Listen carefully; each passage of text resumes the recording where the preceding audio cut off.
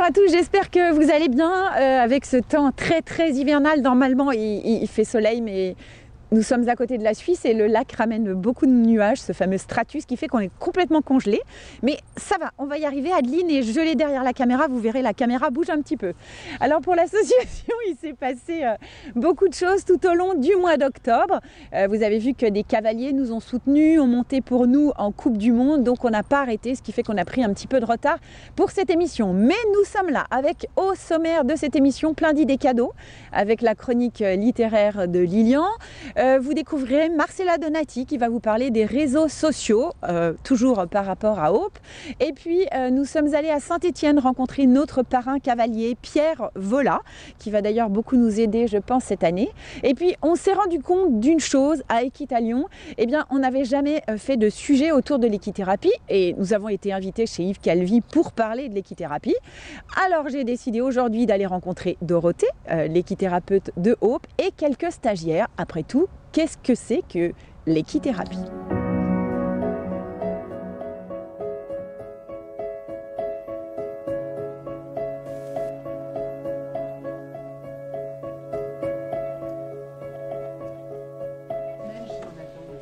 C'est la sophro avec les deux personnes, c'est ça, qui ne sont pas passées? C'est Elodie et... Sophrologie, moi je ne suis pas allée. Donc Liliane. Liliane et Elodie. Et vous aviez choisi le paysage de Ditance, c'est ça? Paysage, oui. D'accord, donc on va prendre 3 chevaux, Pilou, Magie et Gervie, qui sera sale, c'est sûr. Alors si on veut prendre la définition, je dirais, pure et dure de l'équithérapie, c'est un soin psychique qui est médiatisé par le cheval. Alors ça peut être le cheval, le poney, voire pour celles qui sont spécialisées avec les ânes aussi. Donc médiatisé par un équidé.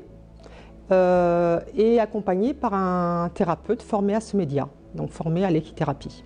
Le cheval, c'est, je dirais, celui qui va provoquer, celui qui va amplifier, celui qui va permettre qu'on interprète, c'est celui qui va donner les occasions de mettre en lumière les difficultés, les potentialités, les qualités des uns et des autres pour pouvoir avancer. On accrochera au mur. Alors, à la fin, il y aura une barre au sol. On passe la barre, vous passerez la barre avec le cheval et moi ou Sylvie, que si vous pensez que vous avez passé l'étape de la maladie, que déjà la maladie est un peu derrière vous.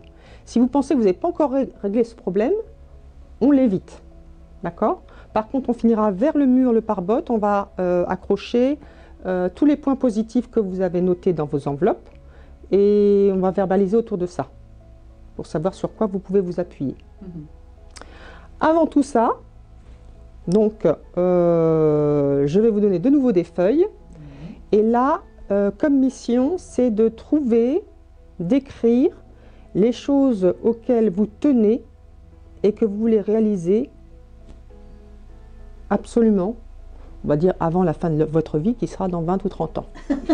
Mais que vous voulez, ou plus pour Elodie, mais voilà, les choses que vous voulez réaliser absolument et qui vous donneraient des remords si vous ne le faites pas. Hein? D'accord? On a le droit de pleurer, hein. Et parfois, pour certaines personnes, c'est difficile d'être en face à face et de raconter sa vie, etc.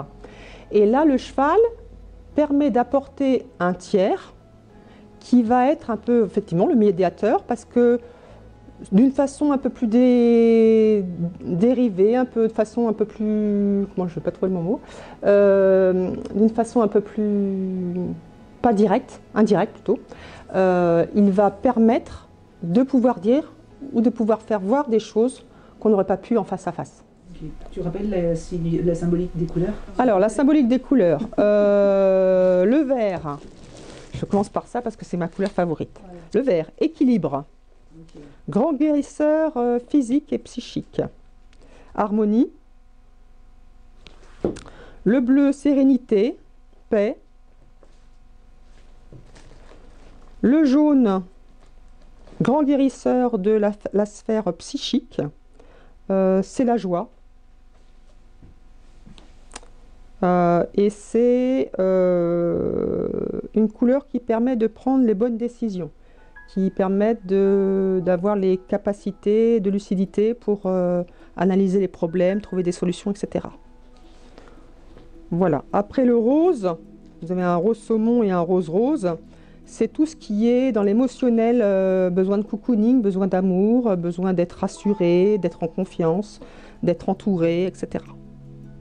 Voilà. Et vous avez à peu près aussi des choix dans les couleurs de crayon. Et je vous mets au travail. Allez, go!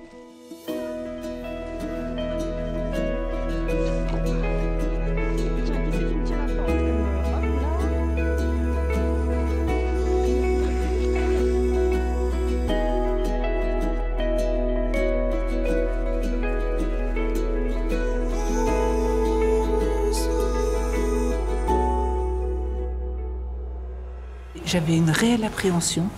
Je les trouve grands et hauts et ils étaient impressionnants. Et la première fois, je me suis rendu compte quand on était dans le circuit dehors. Dans le rond de longe. Quand on a fait des câlins, j'ai été prise d'une émotion. Ça a été vraiment très très fort. Et je me suis rendu compte qu'en fait, ils étaient hypersensibles et ils ressentaient vraiment ce qu'on avait dans les tripes. C'est vraiment le ressenti que j'ai eu. Il va donner des explications dans son comportement, effectivement, parce qu'il va peut-être être nerveux, il va peut-être être apathique. Effectivement, il peut taper du pied, éventuellement donner un postérieur pour dire j'en ai marre, baisser les oreilles. Ou bien aller directement vers la personne, voire coller la personne parce que la personne va le repousser, il n'a pas envie de transmettre quelque chose qu'elle ressent, et le cheval va être là et va la suivre jusqu'à ce qu'elle puisse exprimer son mal-être. Moi, c'est surtout au premier stage, le stage découverte d'équithérapie, où la thérapeute a constaté que je voulais dominer, et tout ça à travers le comportement du cheval. Et Tu t'es dit, tiens là, elle m'a capté ouais, là, tout de ça suite. m'a scotché quand même parce que je n'arrivais pas à lui faire ce que je voulais du fait que j'avais trop d'emprise. Et ouais, ça, elle a pu Et le maintenant, voir. tu as lâché des choses? J'essaye grâce à ça. Et qu'est-ce que tu as changé entre le début du suivi et cette 3e séance? Je m'en suis peut-être pas rendu compte. Ouais, si, plus me laisser vivre. Ouais, me laisser vivre. Alors symboliquement, le cheval, il a deux grandes symboliques. Il est soit la symbolique maternante, donc il va apporter sa douceur, sa chaleur, il va pouvoir porter, comme la maman porte l'enfant, le cheval peut porter sa cavalière. On va pouvoir s'allonger éventuellement sur le cheval si le cheval est habitué à ça. Et vraiment, ça permet de se faire coucouner et de pouvoir, on va dire, reprendre confiance dans les uns et les autres et en soi, et de pouvoir grandir. Et puis de l'autre côté, il y a la symbolique paternelle. Donc là, eh bien, on va plutôt puiser au niveau du cheval sa force, sa liberté, son envie de bouger, sa facilité à décider ce qu'il veut faire dans sa vie, en gros, hein, parce que le cheval, quand il part au galop dans un pré, voilà, il part au galop. C'est un peu cette liberté-là qui va être là aussi, on va dire, transfusée aux femmes. Elles sont en confiance, je dirais. Alors, elles sont en confiance dans le cas de Hope, elles sont en confiance parce qu'elles sont en confiance avec le cheval, qu'elles ont appris à connaître au cours des 4 séances. Elles sont en confiance parce qu'elles connaissent les thérapeutes, dont certains sont passés par la case cancer, donc elles savent qu'on sait ce dont on parle.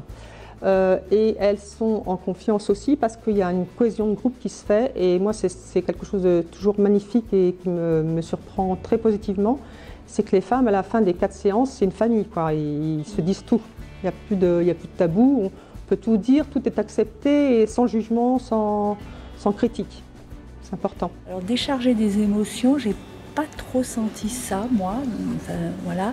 Mais par contre, pouvoir exprimer par le langage, ouais, des choses aussi avec les autres femmes qui sont là, voilà.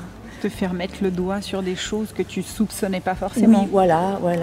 Mais ça, voilà. c'est le contact avec l'animal ou c'est l'effet de groupe? Alors là, ça sera peut-être plus l'effet de groupe. Le contact avec l'animal, pour moi, c'est vraiment le côté apaisant, le contact, le côté un peu cocoon aussi. Doudou. Voilà, tout doux. Ouais. Ça, c'est vraiment chouette, ça.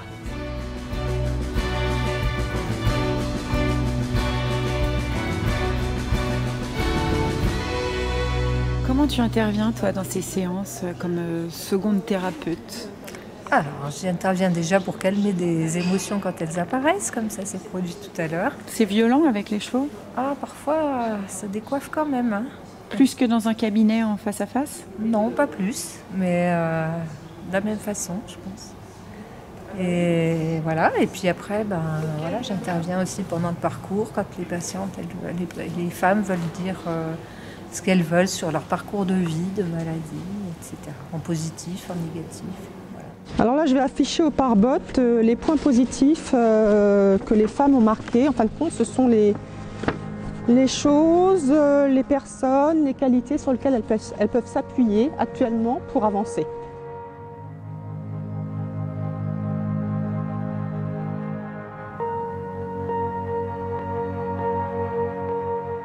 Alors, passer le long du mur, il y a une signification particulière ou c'est simplement pour aller? Non, mais j'avais envie de rentrer vers une ouverture.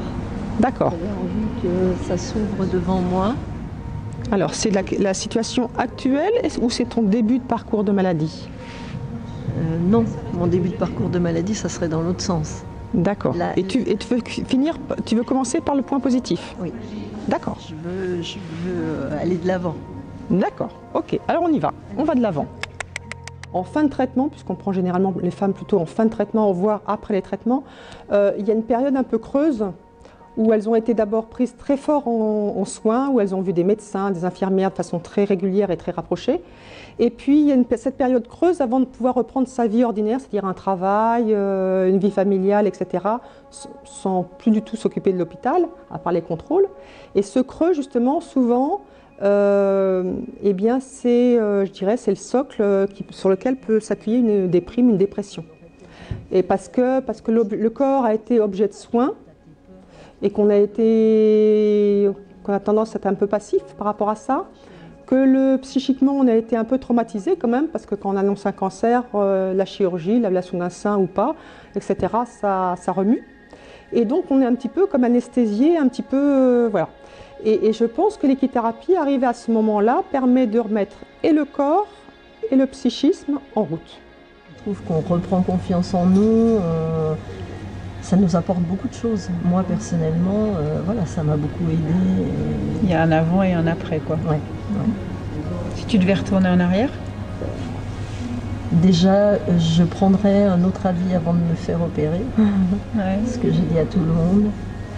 Et je n'accepterai pas tout ce que j'ai accepté dans ma vie professionnelle, qui m'a détruit. Donc ça, au moins, tu en as conscience aujourd'hui. Oui. Laissez tranquillement l'image se stabiliser dans votre esprit. Ne cherchez pas à la retenir si elle fuit, elle viendra s'imposer d'elle-même. Ensuite.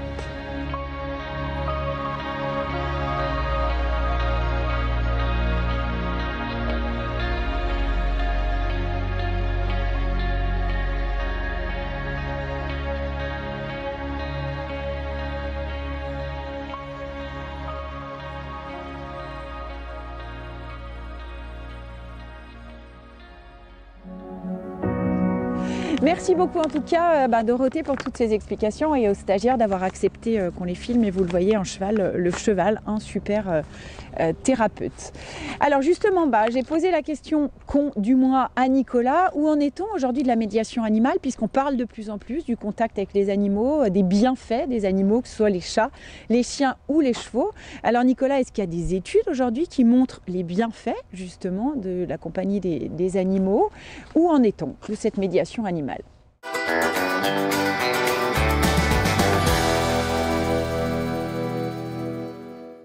La médiation animale, elle se conçoit comme un triangle d'interaction entre un encadrant qui est formé pour ça, un encadré qui est le soigné ou la personne d'intérêt, et l'animal qui est le médiateur. La médiation animale, elle a été développée dans plein de domaines que sont la gériatrie, l'autisme, des troubles psychiatriques éventuellement, des troubles de concentration, l'infirmité motrice cérébrale, même si ce n'est pas exactement pour le même intérêt. Et la médiation animale, on en parle beaucoup depuis un certain nombre d'années, elle se développe de manière très prometteuse.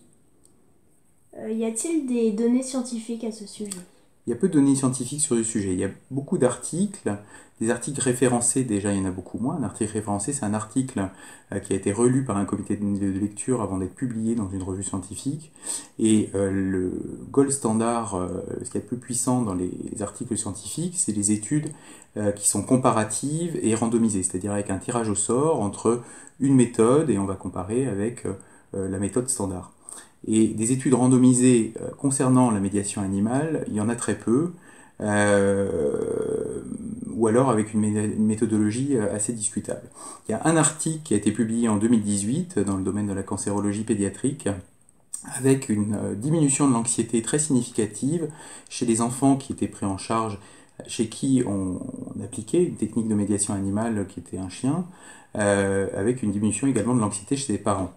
Mais sinon, on trouve assez peu de choses avec une rigueur scientifique aussi importante, mais c'est un champ d'investigation qui est débutant, qui est relativement prometteur et pour lequel il va falloir monter justement des études pour valider qu'il s'agit d'une prise en charge associée qui n'est pas purement médicale et qui ne soigne pas en tant que telle, mais qui est un accompagnement des patients avec un bénéfice pour les patients, et ça va falloir le prouver de manière plus claire. Les animaux nous permettent effectivement de reprendre confiance en soi et on le voit très bien chez Hope. Alors, de la confiance en lui, il a dû aller en chercher puisque Pierre Vola a décidé, sur son magnifique parcours, puisqu'il était présent aux Jeux Olympiques de Rio en 2016, de se séparer de sa jument Badinda pour repartir à zéro. Et là, c'est compliqué quand on est cavalier de haut niveau. Il nous raconte son parcours puisqu'il a décidé d'être le parrain cavalier de Hope. Nous sommes allés le rencontrer avec Karine et Nicolas dans son lieu à Saint-Étienne. Portrait de Pierre Vola, un cavalier olympique.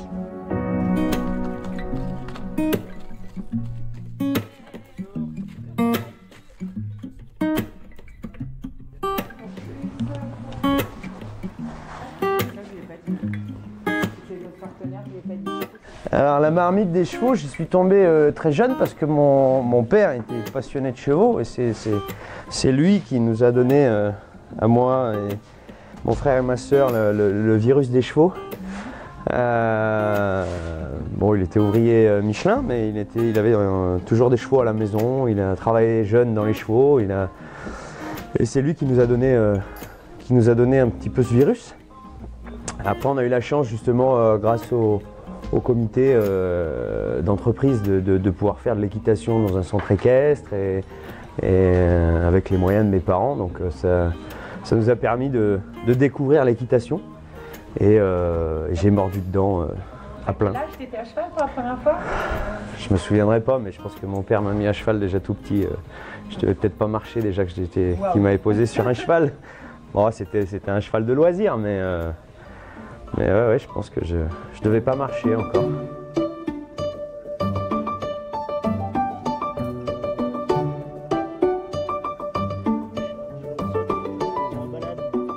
Jeune, j'étais pas du tout compétiteur dans l'âme. J'ai même occupé des chevaux, j'aimais aller au centre équestre comme n'importe quel enfant avec les copains. On passait des bons après-midi, on rigolait bien.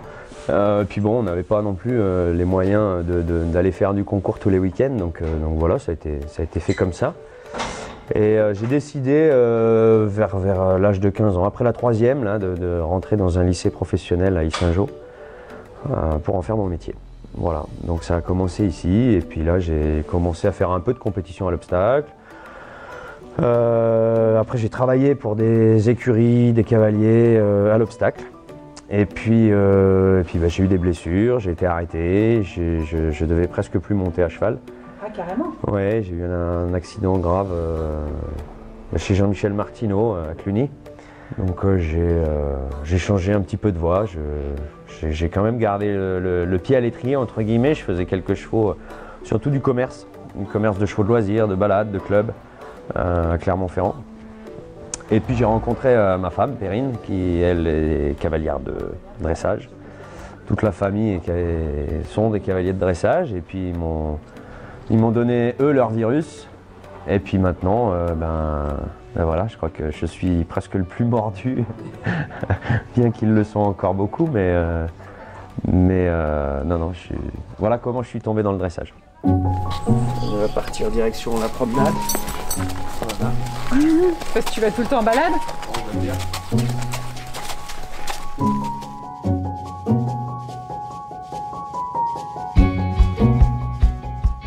Les moments clés, ça a été assez simple. Je vais dire la rencontre de Badinda déjà.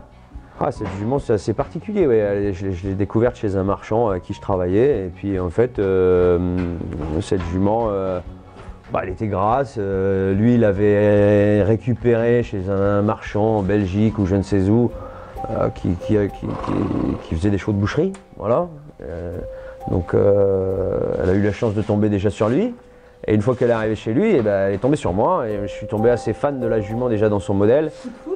Ouais, on peut dire ça comme ça. Et puis du coup, c'est une jument que je n'ai à la base que j'avais achetée pour revendre et que j'ai jamais pu la vendre. Sauf voilà, ces dernières années où j'ai pris la décision de la vendre. Mais avant tout, c'était une jument pour le commerce. Et c'est devenu ma jument de tête, ma jument de cœur, ma jument qui fait aujourd'hui qui je suis. Après, l'histoire, elle est belle du début à la fin. La jument était très compliquée à 3-4 ans. Mais j'ai quand même ma première Marseillaise à 5 ans avec elle, à Pompadour. Les championnats du monde des jeunes chevaux à 6 ans. Voilà, et puis 2 titres de champion de France, 2 championnats d'Europe, les Olympiades à Rio en 2016. Enfin voilà, tout des belles choses, des victoires sur 2 années de suite à Eichstätt sur les Coupes des Nations. Voilà, donc que des bons moments, Quitte-à-Lyon, Aix-la-Chapelle. Et puis aujourd'hui, donc tu as dû la vendre? Oui, j'ai fait le dur choix de vendre cette jument-là. Ça a été très dur. C'était très dur, mais mon but, c'est pas d'être le cavalier d'un seul cheval, et puis j'espère en avoir d'autres. Donc il fallait faire des choix stratégiques. C'est tout simplement qu'on a beaucoup de mal à avoir des sponsors.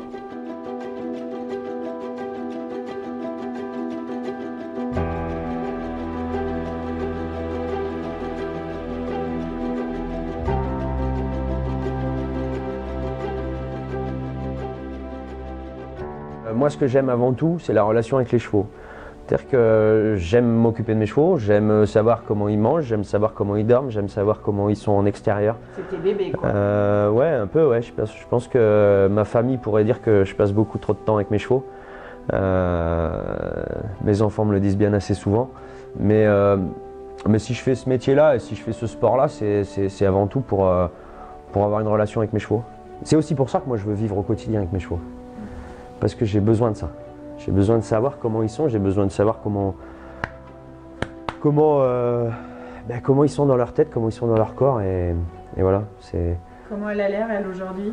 Elle a l'air un peu intriguée par votre présence, mais elle était plutôt anxieuse quand elle est arrivée, et là, je pense qu'elle pose un peu ses valises et qu'elle voit qu'on n'est pas là pour lui faire du mal.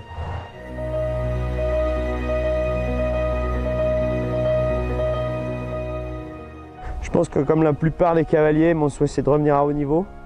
Aujourd'hui, je suis plus dans la construction de chevaux. J'ai plusieurs chevaux, des jeunes, des moins jeunes. Une jument qui se prépare pour l'année prochaine, le Grand Prix je pense. Et puis des chevaux de 8, 7, 6 et 5 ans. Une question bête, baguette magique, le rêve ultime de Pierre Vola. Le rêve ultime, pareil 2024. Voilà, pareil 2024 et puis j'en ai plusieurs des rêves en fait. Vas-y, on t'écoute. Refaire avec Quitte-à-Lyon, parce que ça c'est quelque chose pour moi qui tient vraiment à cœur. Faire apparaître les couleurs de Hope un peu dans toute la France et même en Europe et même dans les pays étrangers, de montrer que cette association existe, montrer qu'il y a du monde autour de ces femmes là. Et puis j'aimerais bien passer quelques journées, soit les organiser chez moi, soit passer quelques journées avec des femmes pour leur donner un petit peu de joie, de bonheur, et puis leur faire découvrir pourquoi pas mon métier, pourquoi pas mon univers aussi. Et voilà, si ça leur apporte un peu de force et un peu de soutien. Quand je vois ce que peut apporter les chevaux à mes amis qui sont aujourd'hui sous traitement, ça les rend beaucoup plus fortes et c'est ce qui les fait tenir, je pense. Donc voilà, si je peux apporter un petit quelque chose, eh ben, je le ferai volontiers.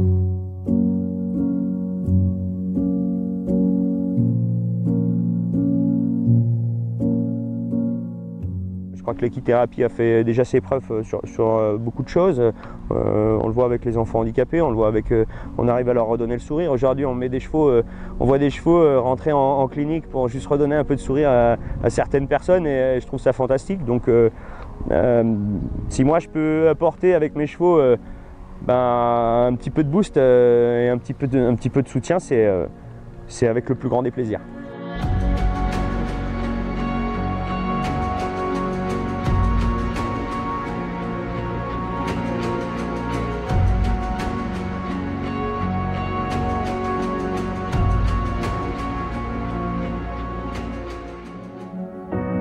Merci Pierre, en tout cas on est ravis de collaborer avec toi. Je suis sûre qu'on va faire de grandes choses cette année et puis je sais que tu as plein d'amis cavaliers qui ont envie également de se mobiliser pour notre association. Alors d'ailleurs, si vous n'avez pas envie de faire de cadeaux à Noël, vous pouvez toujours faire des dons à l'association. Vous savez que nous sommes une association d'utilité publique.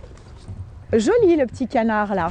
Une association d'utilité publique et donc si vous faites un don à l'association, eh bien vous pourrez défiscaliser. Donc n'hésitez pas, vous allez sur le site de Hope, www.hope-association.com et vous pouvez faire des dons en ligne et vous recevrez vos reçus fiscaux tout de suite après. Elle sort tout juste d'une formation sur le cancer. Notre pharmacienne préférée aujourd'hui va nous parler des oméga 3 parce qu'apparemment quand on n'a pas de lumière, que ça caille, qu'on est comme ça, alors soit on peut chanter I'm falling, soit on peut prendre des oméga 3. Rencontre avec Sophie. Bonjour Sophie. Alors j'étais gelée, j'étais au bord du lac de Machilly, c'était très très beau, mais il faisait très froid. Donc c'est pour ça que je t'ai mis au coin du feu, tu vois. D'ailleurs c'est formidable. Alors aujourd'hui tu vas justement nous parler des oméga 3. Des oméga 3. Donc déjà on va essayer de comprendre ce que sont les oméga 3 et si je comprends bien c'est pour se booster, enfin c'est pour nous aider émotionnellement. Non pas que en fait, les lipides c'est essentiel pour plein de choses. Les oméga 3 tu veux dire? On parle beaucoup d'oméga 3 parce que finalement au sein des lipides que nous devons assimiler, les oméga 3 manquent cruellement. Je m'explique. Ok. Alors, les lipides, si tu veux, c'est très important pour nous, puisque s'il n'y avait pas de lipides, il n'y aurait pas la possibilité de créer une cellule, puisque pour faire une cellule, il faut une membrane, et la membrane, elle est constituée de lipides. Donc, s'il n'y avait pas de lipides, il n'y aurait pas de vie. Donc, finalement, ces lipides qui nous sont essentiels, tant qu'à faire, autant mieux choisir les bons lipides. Alors, par exemple, les bons lipides, c'est quoi? Les bons lipides, c'est quoi? C'est tout dans un bon ratio, dans un bon équilibre. Sauf qu'aujourd'hui, l'assiette est complètement perturbée. Les oméga 3 ont été envahis par les oméga 6 dans notre assiette, au point que notre santé en pâtit. Donc ça veut dire qu'on a un système inflammatoire très souvent? Pas que. Donc effectivement, le surplus d'oméga 6 par rapport aux oméga 3 fait que nous sommes plutôt inflammatoires, puisque les oméga 6 conduisent plutôt vers des voies inflammatoires. C'est un premier point, mais pas que. Sur le plan cardiovasculaire, c'est pas bon. On a un mauvais bilan lipidique. Donc ça veut dire qu'on a des risques de cholestérol? Oui, et puis également, on a une inflammation au niveau de notre système cardiovasculaire. Et enfin, d'accord. Mais les oméga, dans une assiette, ok, je prends mon assiette là, les oméga 3, c'est quoi? Les oméga 3, c'est... Il y en a dans quoi plutôt? Alors, les oméga 3, c'est une source d'huile végétale particulière, colza, lin, sésame, noix. Ok, ça c'est bon. Super bon. Les oméga 6? Attends, pas que. On a les huiles végétales, mais également les poissons gras des mers froides. Ouais, donc ça, genre une boîte de maquereau. Une boîte de maquereau, c'est super bon. Une boîte de maquereau, c'est super bon. On est bon. Alors, si on veut apporter des poissons des mers froides, Mieux vaut miser sur des petits poissons. Pourquoi? Parce qu'aujourd'hui, le monde est pollué. Donc, au plus le prédateur augmente en taille, au plus on a de risques d'avoir des polluants également en même temps. Du mercure que le petit notamment, poisson. des choses comme ça. Voilà. Ouais, ok. Donc, plutôt miser sur des petits poissons gras tels que maquereaux, sardines, anchois. Ouais. Après, saumon excellent, pourvu que ce soit un saumon qui a été alimenté naturellement et de végétaux. Parce que si tu prends un saumon qui a été alimenté par des céréales, ça reste un saumon oméga 6. Et par exemple, alors je sais que ma fille qui est derrière la caméra aujourd'hui, si on se mange une boîte de maquereaux, nous on adore le maquereau vin blanc, combien de fois par semaine? C'est quoi la bonne dose? C'est quoi l'effet derrière? D'accord. Alors, la dose recommandée, les doses journalières recommandées, c'est 250 mg de PA et DHA par jour. Pour avoir notre quota d'oméga 3, il faudrait manger du poisson gras 3 fois par semaine. Donc, par exemple, dans une boîte de maquereau, j'en aurais quoi? Une dose? On sait que 200 g de poisson gras apportent 1 g de PA, donc c'est parfait. C'est parfait, donc on peut y aller. On peut y aller, mais pas que. En fait, ça réside également dans le choix des huiles végétales que l'on consomme. Voilà, que l'on consomme. Donc les huiles végétales, lin, noix, sésame, colza. Ok, d'accord. Voilà, les huiles végétales oméga 6, ce sont les huiles végétales de maïs, soja, arachide, tournesol, pépins de raisin. Alors je ne dis pas qu'il faut les bannir, pas du tout. Non, on a besoin de tout. Petite dose. On a besoin de tout, mais il faut rééquilibrer notre alimentation. Il faut ramener le ratio d'oméga 3 à 1 pour 5 oméga 6. Alors, est-ce que dans l'alimentation, dans notre quotidien, on est capable d'avoir la bonne dose d'oméga 3 et d'oméga 6 rien que par notre alimentation? Ou est-ce qu'il faut, par exemple, au milieu de l'hiver, quand on a un coup de blues, se complémenter?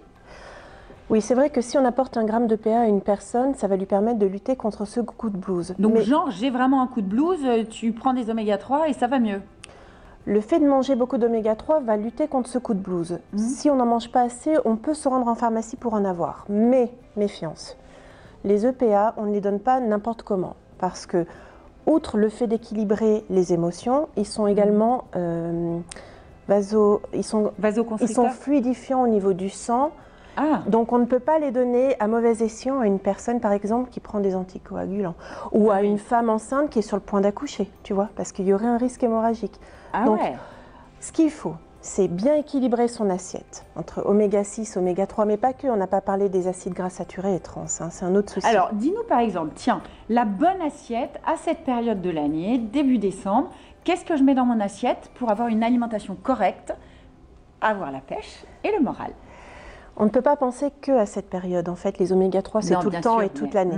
C'est vrai que si on a des émotions, si on a un équilibre émotionnel perturbé, on apporte des oméga 3 par le biais du saumon, du thon, mieux les petits poissons gras des mers froides, tout en veillant à l'apport des huiles végétales qui seront plutôt tournées vers l'huile de colza ou alors un mélange olive-colza.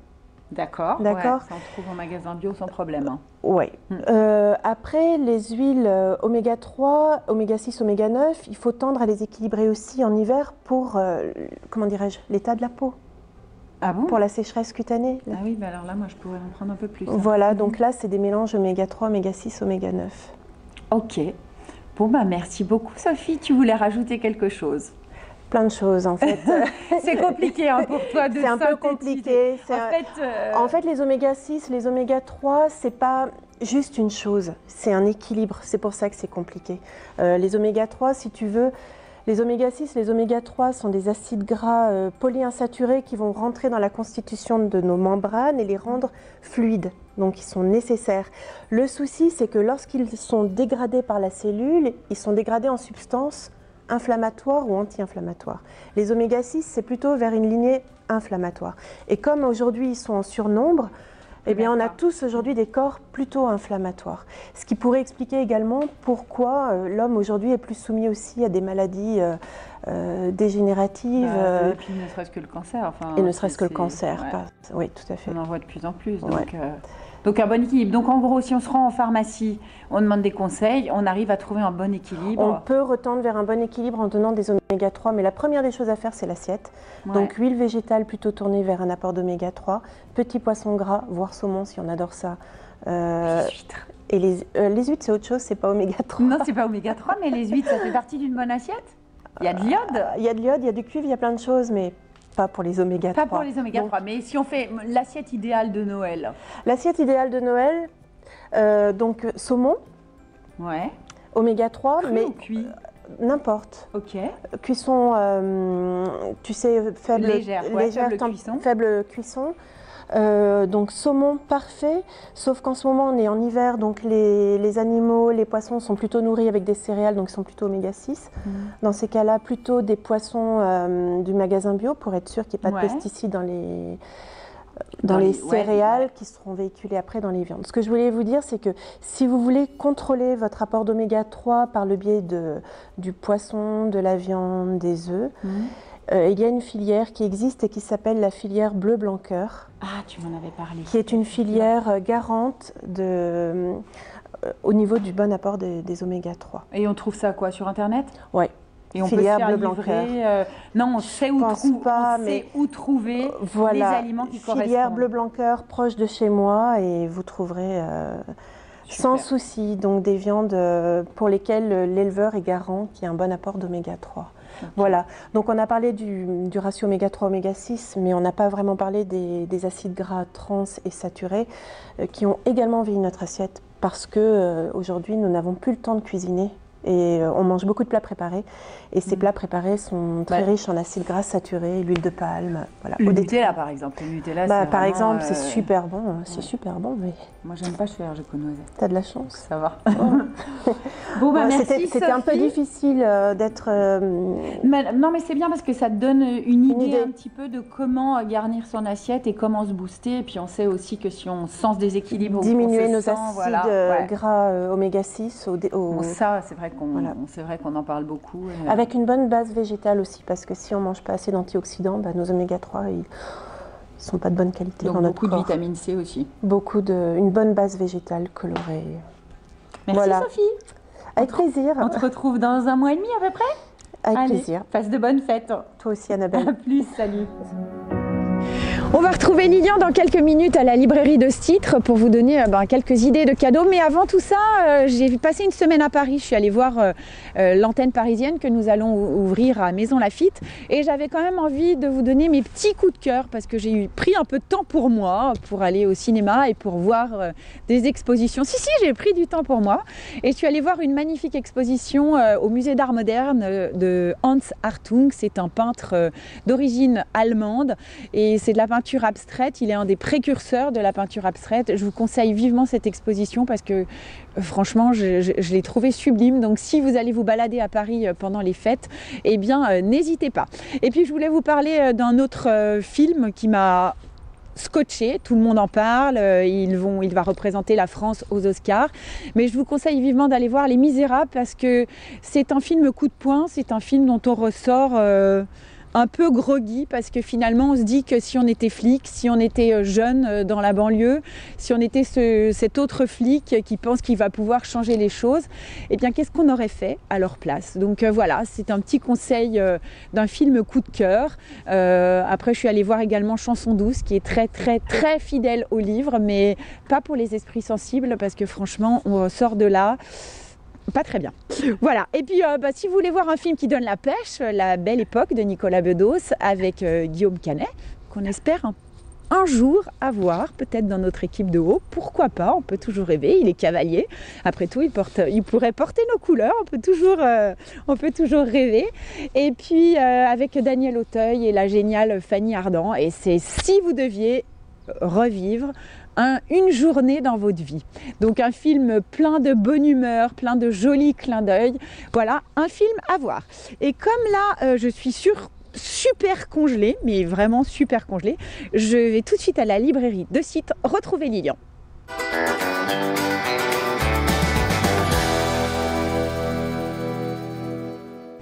Alors voilà, j'ai fait un petit saut depuis mes bois glacial aujourd'hui, vous avez pu le constater, pour venir me réchauffer à la librairie de Citre avec Lilian. Tu vas bien ? Bonjour Annabelle, je vais bien et toi-même? Ouais, ça fait un petit moment qu'on t'a pas vu parce que l'émission dernière, on avait Annabelle Combe. Exact. On a été ravis, un grand merci, c'était vraiment chouette et une magnifique rencontre. Tout le plaisir était pour nous. Alors là, l'idée, c'est que tu nous donnes quand même quelques idées de cadeaux parce que chaque année, pour tout le monde, c'est un casse-tête. Donc, voilà, qu'est-ce que tu peux nous proposer aussi bien en littérature jeunesse qu'en littérature adulte, en beaux livres? Énormément de choses. Alors, en plus, il faut savoir que le livre, c'est toujours un joli cadeau à faire à Noël et qu'il y a beaucoup de personnes qui viennent chercher des livres parce que c'est à la fois culturel et à la fois esthétique. Je vais sûrement repartir avec un panier comme d'habitude. Vous voyez, je viens à vide et je repars avec 40 000 livres. Il y a énormément de choses, à la fois pour les enfants, à la fois pour les adultes. Alors, si on commence par les enfants, parce que c'est quand même Noël, on va dire.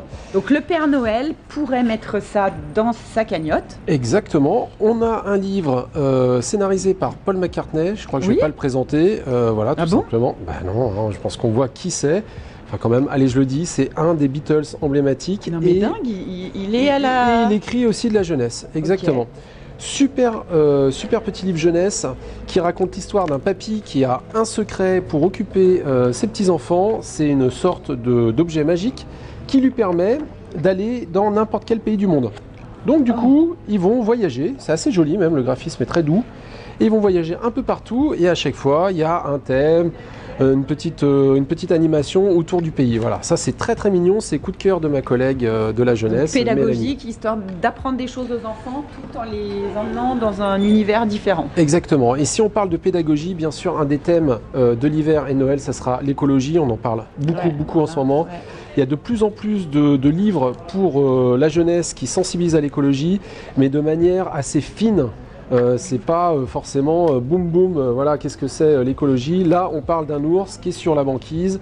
La banquise, il y en a quasiment plus. Et il va rencontrer d'autres animaux. Aussi, dis ouais, donc. Il est très très très joli. Et puis bien sûr, il est confronté à la pollution des océans et aux autres animaux qui souffrent en fait de cette pollution. Autre thème très intéressant de la fin d'année, c'est les sorcières. Ouais. Oui, pourquoi les sorcières? Parce qu'on s'aperçoit que les sorcières étaient probablement les premières féministes. Oui. Donc il y a énormément de choses qui sont sorties sur les sorcières et maintenant il y en a aussi pour la jeunesse pour comprendre d'où elles viennent, qui elles sont, pourquoi on les pourchassait, etc. Il y a un très très beau livre là-dessus. Mais c'est pour 10-12 ans là. Voilà, là on est entre 12 même, 12 et plus. Et là, on est carrément chez les ados, puisque c'est une histoire de cœur. Ça, c'est coup de cœur de mon collègue Mickaël. Une histoire de princesse à qui on a volé son cœur par une vilaine sorcière. Alors là, pour le dire, on dit encore vilaine sorcière, mais on est en train de sortir justement de ces stéréotypes. Et cette sorcière demande à cette jeune fille, en fait, de voler un autre cœur, le cœur du prince. Voilà. Et en échange, elle lui rendra le sien. Donc, il va y avoir une sorte de balai amoureux, mais aussi un peu traquenard entre cette jeune fille qui est très jolie, qui veut voler au sens propre et au sens figuré le cœur du prince et récupérer son cœur à elle. Voilà. Donc ça, c'est pour les jeunes filles plutôt 15-16 ans. Hein. Une romance sanglante qui soulève un véritable dilemme. Rester un monstre avec des sentiments humains ou devenir humain avec des sentiments monstrueux. Ça donne envie. Ça c'est pour les ados, hein, les jeunes filles ados. Ok. Alors, on passe tout naturellement à la bande dessinée. Il faut savoir que Noël, c'est toujours un grand moment pour la bande dessinée. Il y a de très très belles choses qui sortent. Ça, c'est quand même un univers très particulier, la bande dessinée, parce que si tu connais pas, tu as forcément envie d'être orienté vers quelque chose ou conseillé, parce que tu peux pas piocher comme ça en te disant ça va être bien écrit, ça va être joli. C'est vrai. Même s'il y a quand même un coup de cœur esthétique qui vient... la première chose qu'on va voir, c'est le dessin. Donc, est-ce qu'on a un coup de cœur ou pas? Mais moi, j'en suis encore à l'Argo Winch, tu veux, tu vois. Mais ce qui est très bien. Classique efficace. Alors, donc, si on part sur la bande dessinée, il y en a quelques-unes qui ont tapé dans notre œil, notamment Le Loup, qui est magnifique. Le Loup, c'est une histoire, un combat à mort entre un berger, donc c'est un peu d'actualité aussi, hein, entre un berger qui a perdu une partie de son troupeau, un vieux berger, et un loup blanc. Et ce combat entre l'homme et l'animal, finalement, on va s'apercevoir que dans les deux, il y a de la sauvagerie, et dans les deux, finalement, il y a une sorte de sensibilité, jusqu'à la fin, jusqu'au dénouement, qui est très très beau et qui tire une larme. Le Loup, c'est un auteur qui est grenoblois à l'origine, un très grand auteur de bande dessinée qui s'appelle Rochette, et c'est un album vraiment essentiel de la fin d'année. Voilà. Alors, si on parle de quelque chose de très très très joli, là, attention, Là, on va voyager, on va aller en Amérique du Sud. Là, ce sont carrément des œuvres d'art. Chaque planche est dessinée et peint à la main. Et donc là, l'histoire. Alors, on suit. Il est beau ce chien, allez, je vais regarder. Attends, donne-le-moi pendant que tu parles, regarde. On suit un dénommé Pablo qui est né vraiment de très basse extraction, de famille très pauvre, dans l'Espagne du 15e, 16e siècle, et qui rêve d'aller aux Indes. Alors à l'époque, les Indes, c'est l'Amérique du Sud, c'est le Pérou. Voilà, c'est pas les Indes en Inde, mais c'est ce qu'on pensait être les Indes à la découverte par Christophe Colomb de l'Amérique du Sud. Et ce type un peu misérable, justement, va nous raconter sa quête d'or, de richesse. Ouais. Mais ce qui est amusant, c'est que c'est lui qui raconte l'histoire. Et on va comprendre assez rapidement qu'il nous balade. Qu'en fait, dans l'histoire, il y a une autre histoire. Et jusqu'à la fin, on va pas savoir quelle est la réalité du fantasme de ce personnage. Et quand on arrive au bout, il y a un retournement incroyable, il y a un twist incroyable, où là, on se dit, ah oui, les auteurs sont... Le scénariste est diabolique, parce qu'on l'a pas forcément vu venir. Et c'est génial. Franchement, c'est en un tome, c'est pas une série, c'est en un tome. En tout cas, ça a l'air très beau. Hein. Alors, on passe au roman et au beau livre. Et notamment, alors, je vais passer tout de suite. Le beau livre. Ouais, beau livre. Allez, on y va. Je vais partir avec celui-là, Mamma Mia. Les deux vont ensemble. Pourquoi? En ce moment, on parle beaucoup de Sylvain Tesson et de Renaudot. Donc, Sylvain Tesson, c'est un gentilhomme aventurier qui est parti avec un photographe animalier, Munier, sur les traces de la panthère des neiges, un animal qu'on pensait disparu et qui est un des animaux qui se planque le mieux dans la nature. Et qu'on n'a pas forcément envie de croiser, on est d'accord? Alors, on n'a pas forcément envie de croiser. Ah si, moi j'aimerais bien. Moi franchement, je trouve qu'elle est belle, la panthère des neiges. Face à une panthère des neiges, tu flippes pas? Ben, je pense qu'elle aurait peur et elle partirait. Les animaux sauvages en général, ils n'ont pas tendance à attaquer tout de suite. Ouais, d'accord. En tout cas, quoi qu'il en soit, Tesson raconte quelque chose d'incroyable. Ouais, c'est qu'il a passé des heures et des heures dans la neige immobile à traquer cette panthère des neiges, alors que lui, d'habitude, il est dans l'action, dans l'activité. Il voyage d'un bout du monde. Ben là, en fait, le but du jeu, c'était de rester immobile pour réussir à voir cette panthère des neiges. Donc, qu'est-ce qui se passe pendant cette attente? Ah ouais, voilà. Donc il raconte tout ça, ce qui se passe. Il raconte surtout la méditation, je pense. Et ben justement, il parle de tout ça. Et on a un magnifique ouvrage. Alors ça, c'est un ouvrage vraiment d'art, très beau. C'est magnifique. Et là, on est immergé dans des au Tibet. C'est un bouquin de déco, quoi. Tu le mets sur ta table du salon, il est à consulter. Oui. Ne serait-ce que le livre, effectivement, déjà quand on le touche, il est en dos toilé, c'est vraiment luxe, pour le coup. Allez, un petit chouchou pour terminer, parce qu'il y en a. Ouais, tu nous as fait une petite sélection. Voilà, on pourrait y passer des heures. Celui qui a eu l'Académie, le prix de l'Académie, Laurent Binet. Alors Laurent Binet, il imagine un livre un peu fou. C'est aussi historique. Pour le coup, on recoupe avec les Indes fourbes. Ouais. Il imagine que c'est pas les Espagnols qui ont envahi le Pérou et l'Amérique du Sud, mais c'est les Incas qui ont réussi à envahir l'Europe. Et qu'est-ce qui se passe quand ils débarquent en Europe au XVIe siècle et qu'ils découvrent en fait nos pays, etc. Parce que eux-mêmes, en fait, ont une façon de vivre qui est bien différente de la nôtre. Et qu'est-ce qu'ils vont apporter à l'Europe? Alors, au début, c'est un petit peu farfelu, cette histoire d'Incas qui débarquent en Europe au XVIe siècle. Et puis, c'est tellement bien documenté, tellement recherché, il a tellement bossé ses sources, que tout se s'imbrique, tout se met en place. Et c'est vraiment un type d'ouvrage, un type de comment dire, comme on dit, et si, qu'est-ce qui se passerait? Ah oui. Et lui, il imagine, et ça passe. Voilà. Et du coup, c'est difficile de rentrer dans le bouquin Non, ça se lit comme un roman. D'accord. Roman historique. Et bien sûr, tout est faux, puisque c'est pas la vraie histoire, mais ça aurait pu être vrai. Mais donc, tout ce que tu apprends, c'est de la fausse histoire? C'est de la fausse histoire basée sur des faits réels. D'accord, voilà. Ok. C'est particulier, mais vraiment, voilà, c'est entraînant, c'est fluide. Et puis voilà, l'idée était intéressante. Et t'as lu le Goncourt ou pas, toi? Alors, j'ai pas lu le Goncourt, mais on a eu des très bons échos sur Jean-Paul Dubois. Ouais. Jean-Paul Dubois, qu'il faut savoir, écrit un livre en un mois. Ah. Voilà, il a une technique, il a écrit son dernier livre en un mois, il a déjà expliqué sa technique.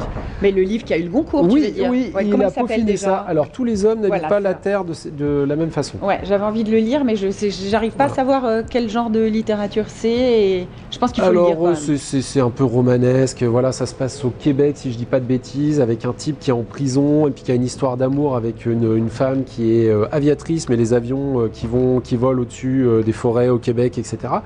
Moi, il y a beaucoup d'humour dans les Jean-Paul Dubois en général. C'est plutôt bien écrit. J'en ai déjà lu. C'est plutôt bien écrit. Et c'était un prix Goncourt assez mérité. Et lui, il dit qu'il passe sa vie à ça, en fait, que sa vie, c'est orienté autour de l'écriture et que sa journée se déroule autour de l'écriture. Alors, pendant plusieurs mois, il réfléchit, il vit, il profite de la vie. Ouais, c'est ça. Et à un moment, il se décide à se mettre à sa table. Et là, tous les jours, il sort entre 10 et 15 pages. Il ne fait que ça. D'accord. Et pendant un mois, et au bout du mois, 30 jours ou 31 jours, le roman est fini. Ouais, c'est marrant. Puis il dit que finalement, le succès, quand la journaliste lui disait le succès, dans tout ça, il dit le succès, c'est pas le succès qui m'intéresse, c'est le fait de pouvoir continuer à profiter de la vie et d'écrire. Voilà. Donc c'était rigolo comme. Oui, c'est un personnage. C'est autant un personnage que ces personnages dans les romans. Bon, c'est top, Lilian. En tout cas, on a plein d'idées de cadeaux. Si les gens viennent dans ta boutique, tu les conseilles de la même manière? Mais évidemment, ils sont les bienvenus. Vous pouvez toquer et venir voir Lilian en disant j'ai besoin de petits conseils. Et si c'est pas moi, il y aura mes collègues. Oui, il y aura tes collègues, bien évidemment. Vous êtes combien dans les réseaux? On est 4. Ah ouais, et tout autant passionnés les uns que les autres. Toi, t'es bon en réseaux sociaux? Moyen. Un petit peu. Alors, si tu veux quelques conseils, je te propose de retrouver une des filles de l'équipe, Marcella Donati, qui va justement nous expliquer comment être un petit peu plus calé et comment s'abonner au compte Insta, Facebook, etc. Et puis nous, on te donne rendez-vous, je pense, courant janvier pour démarrer l'année 2020. Mais oui, parce qu'il y a une rentrée en fait. Il y a une rentrée littéraire en janvier. Ah oui, il y a 2 rentrées maintenant. Oui, il y a la grande, la principale, et la petite rentrée littéraire en janvier. Eh bien, on sera là. Merci beaucoup, Lilian. Merci, à bientôt.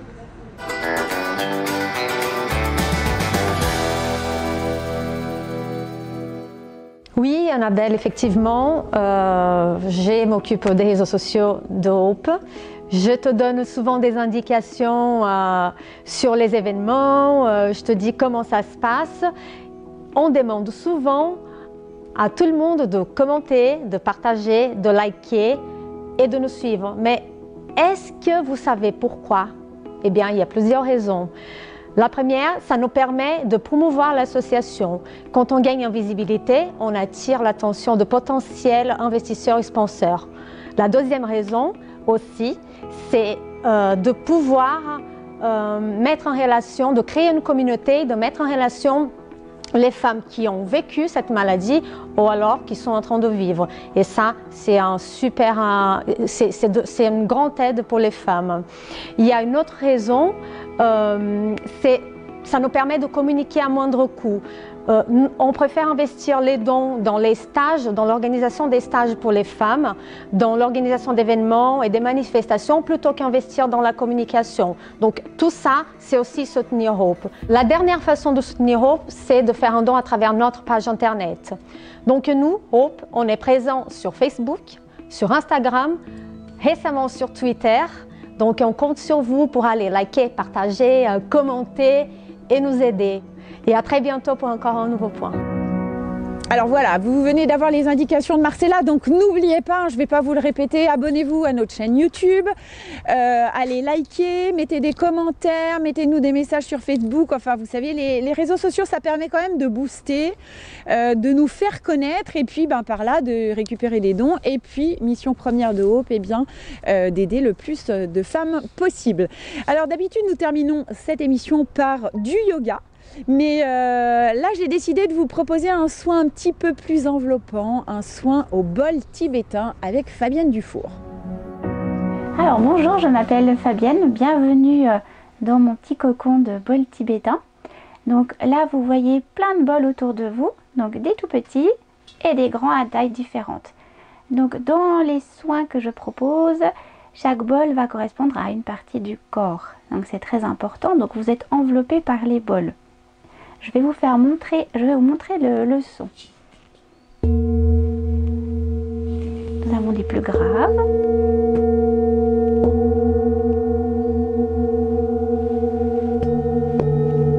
Des plus aigus.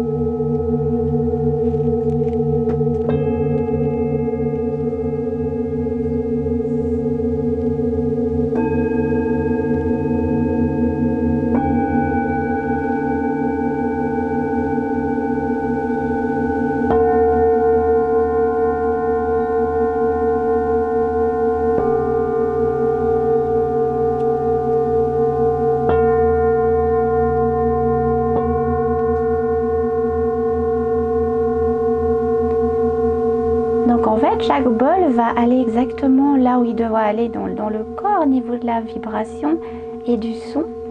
C'est ça qui nous fait un soin extraordinaire qui est comme un cocon, on se sent bien.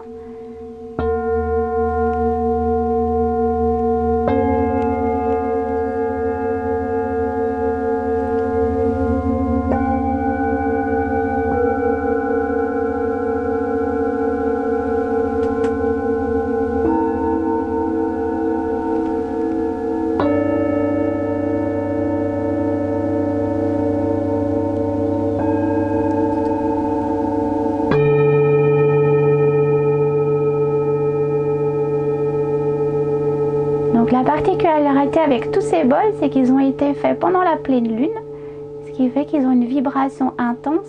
Malheureusement, on ne peut pas le sentir là avec la vidéo, mais déjà le son est très long et très enveloppant. C'est ce qui fait que ces bols tibétains Full Moon sont vraiment des objets très précieux.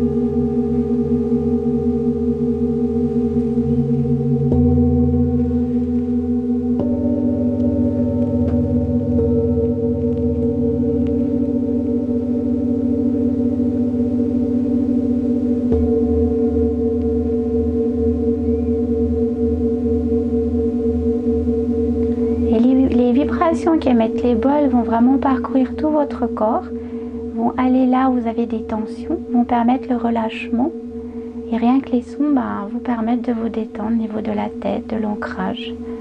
C'est vraiment un soin très différent, très beau.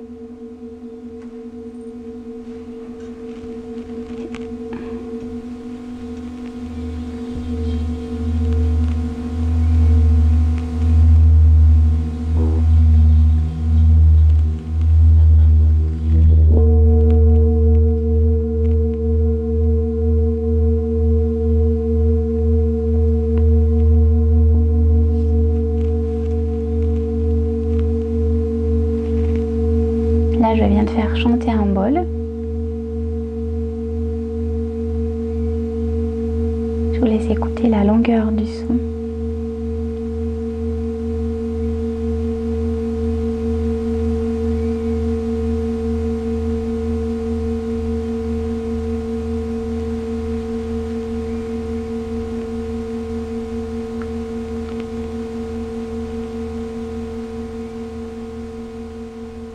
Je vous ai proposé donc un soin au bol tibétain. Donc le soin dure 40 minutes à 1 heure et vous êtes couché sur un futon avec tous les bols autour de vous. Donc je vous dis à bientôt et au plaisir de vous rencontrer. Voilà, on arrive au terme de cette émission et j'ai perdu mes clés. Non, j'ai pas perdu mes clés. En fait, c'est le froid qui gèle mon cerveau. Il n'y a peut-être pas que le froid aussi, mais bon.